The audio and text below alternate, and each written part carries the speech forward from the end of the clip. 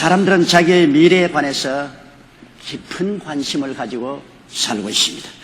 그래서 믿지 않은 사람들은 속는 줄 알면서도 정초에 점을 치고 사주팔자를 봅니다. 내일에 대한 불안한 마음을 가라앉히고 싶어서 그렇게 하는 것입니다. 우리가 내일에 대한 정확한 지식을 갖게 된다면 어떤 일이 닥쳐도 안심하고 대처해 나갈 수가 있습니다. 우리 믿는 사람들은 하나님의 언약을 통하여 내일에 대한 지식을 얻을 수가 있습니다. 그 때문에 하나님께서는 내 믿은 대로 될지어다 그렇게 말씀하셨어요.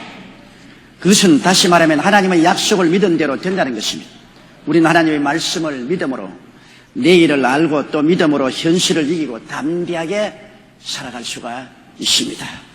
첫째로 이스라엘은 젖과 꿀이 흐르는 땅으로 인도하시겠다는 하나님의 약속을 받고 애굽에서 출발했습니다. 그들이 애굽에서 출발해서 젖과 꿀이 흐르는 땅으로 가는 도중에 수많은 장애물과 어려움과 고난이 있을 것은 당연한 이치입니다. 그러나 하나님께서 내가 애굽에서 너희를 젖과 꿀이 흐르는 땅으로 인도하겠다고 말씀하셨기 때문에 그 과정에서 일어나는 모든 일들은 하나님이 책임져 주신다는 것을 알아야만 하는 것입니다. 오늘 읽은 성경 말씀대로 출애굽기 3장 10절에 야훼께서 가라사대 내가 애굽에 있는 내 백성의 고통을 정령히 보고 그들이 그 간역자들로 인하여 부르짖음을 듣고 그 우고를 알고 내가 내려와서 그들을 애굽의 손에서 건져내고 그들을 그 땅에서 인도하여 아름답고 광대한 땅 젖과 꿀이 흐르는 땅 곧 가나안 족속, 헷 족속, 아모리 족속, 브리스 족속, 히위 족속, 여부수 족속의 지방에 이르려 하노라. 이제 이스라엘 자손의 부르짖음이 내게 가라고 애굽 사람이 그들을 괴롭게 하는 학대도 내가 보았으니 이제 내가 너로 바로에게 보내어 너로 내 백성 이스라엘 자손을 애굽에서 인도하여 내게 하리라. 단연히 하나님께서 말씀하십니다. 내 백성 이스라엘을 애굽에서 인도하여 젖과 꿀이 흐르는 땅으로 데리고 가겠다. 그러므로 그 과정에 일어나는 일들은 이미 하나님께서 책임지신다는 것을 알아야 돼요. 하나님이 책임 안 지시면 어떻게 애굽에서 젖과 꿀이 흐르는 가나안 땅으로 인도하겠다고 말씀하시겠습니까?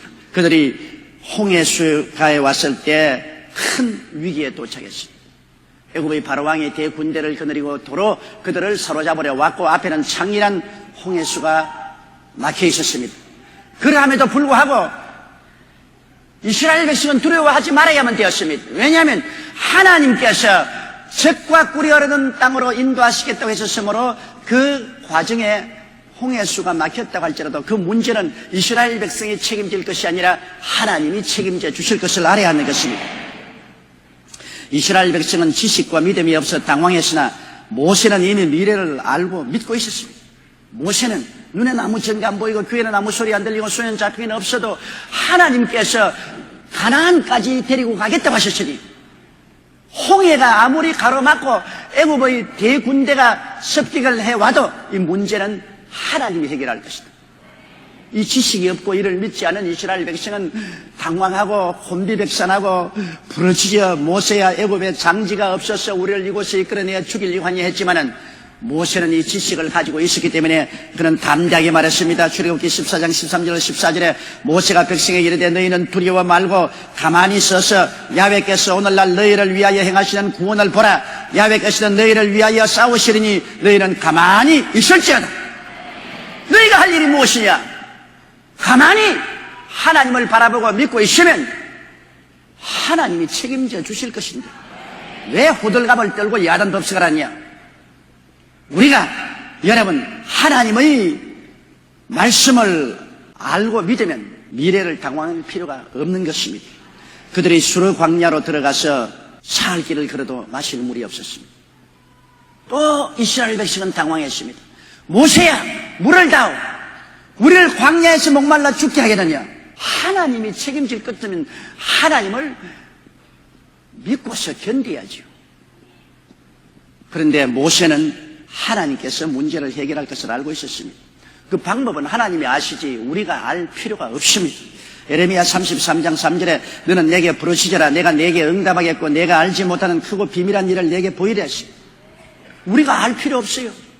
하나님이 아시기 때문에 하나님은 가나안까지 인도해 가심으로 저 중간에서 일어나는 여러 가지 문제와 장애물은 해결할 수 있는 것입니다. 출애굽기 15장 25절에 모세가 야훼께 부르짖었더니 야훼께서 그에게 한 나무 바다를 지시하시니 그가 물에 던지면 물이 달아졌다. 해결되었죠. 하나님께서는 우리가 가는 모든 길에 이미 해결책을 가지고 계십니다. 하나님 말씀을 믿었으면 하나님을 기다릴 줄 알아야 되는 것입니다.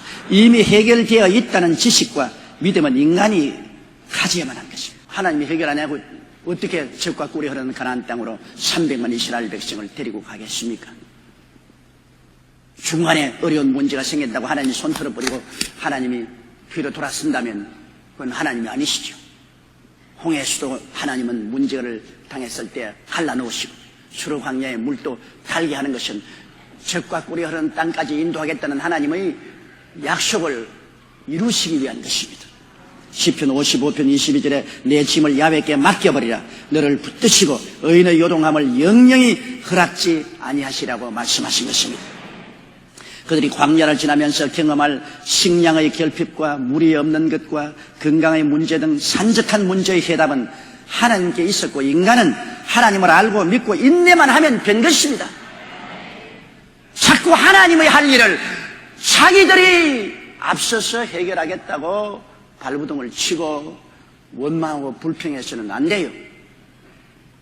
하나님이 하시겠다는 일은 하나님이 책임져 주시는 것입니다. 신명기 8장 1절로 2절에 내가 오늘날 명하는 모든 명령을 너희 지켜 행하라. 그리하면 너희가 살고 번성하고 야훼께서 너희의 열주에 맹세하신 땅에 들어가서 그것을 얻으리라. 내 하나님 야훼께서 이 40년 동안에 너로 광야의 길을 걷게 하신 것을 기억하라. 이는 너를 낮추시며 너를 시험하사 내 마음이 어떠한지 그 명령을 지키는지 아니 지키는지 알려 하심이라. 하나님을 알고 그 명령을 지키면 그 다음 일은 하나님이 약속하신 대로 다 행하시는 것입니다. 그러나 백성들은 사사건건 불신하고 원망하고 불평했습니다. 모세는 백성들에게 늘 말했습니다. 너희 하나님이 출발 때부터 벌써 가나안 땅까지 데리고 가겠다고 말씀하셨기 때문에 그 과정에 비단길을 걸어가겠다는 약속은 하지 않았다. 시험과 환난과 어려움이 많이 다가올 것은 당연한 일이지. 그러나 그 문제는 하나님의 능력으로 해결할 것이기 때문에 알고 믿고 기다리라고 그렇게 당부를 해도 백성들은 문제가 생기면 하나님에 대한 지식을 잊어버리고 믿음을 포기하고 사사건건이 좌절하고 절망했습니다. 신명기 1장 32절로 33절에 이 일에 너희가 너희 하나님 야훼를 믿지 아니하였도다.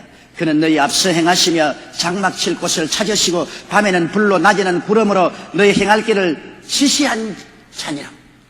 이렇게까지 하시는데요. 민수기 14장 27절로 29절에 나를 원망하는 이 악한 회중을 내가 어느 때까지 참으랴. 이스라엘 자손이 나를 향하여 원망하는 바 그 원망하는 말을 내가 들었노라. 그들에게 이르기를 야훼의 말씀에 나의 삶을 가리켜 맹세하노라. 너희 말이 내 귀에 들린 대로 내가 너희에게 행하리니 너희 시체가 이 광야에서 엎드러질 것이라고 말했습니다. 아무리 하나님께서 인도하시려고 해도 원망하고 불평하고 탄식하고 반항하니 하나님께서 그들을 광야에서 멸하겠다고 말씀하신 것입니다.